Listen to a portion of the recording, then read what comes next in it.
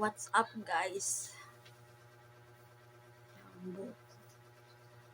Tinagyan siya, guys. Puro cellphone lang yan pag umuwi dito.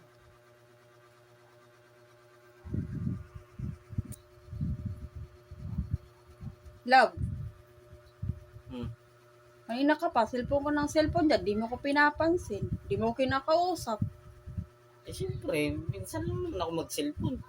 Anong minsan? Oh. Eh, kada uwi lang naman ako nagsiselfone. Oh, bakit? Hanggang alas 12 na ang gabi. Tapos pagkagising mo sa umaga, cellphone. Oh. Ano gagawin ko eh? Kaya nga may cellphone at magsiselfone.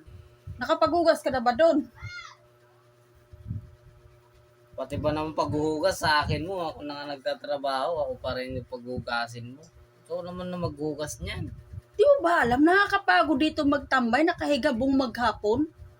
Aba. Sarap pala ng buhay mo dito. Lagi ka nakatanambay tapos ako pa.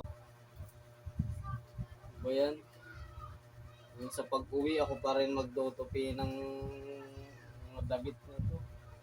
Yung ginagawa ng babae na to. Reklamo ka?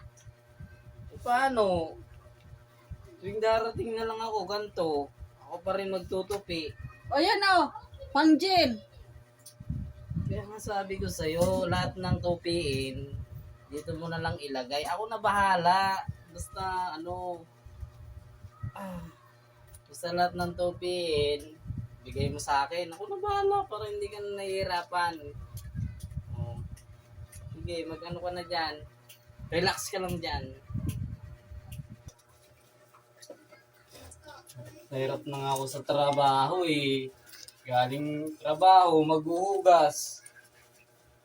Ano bang klaseng tao dito sa bahay? Di marunong maghugas. Lagi na lang ganito. Nagreklamo ka? Nagreklamo ka dyan? Eh paano? Kada darating ako, ang dami pa rin hugasin.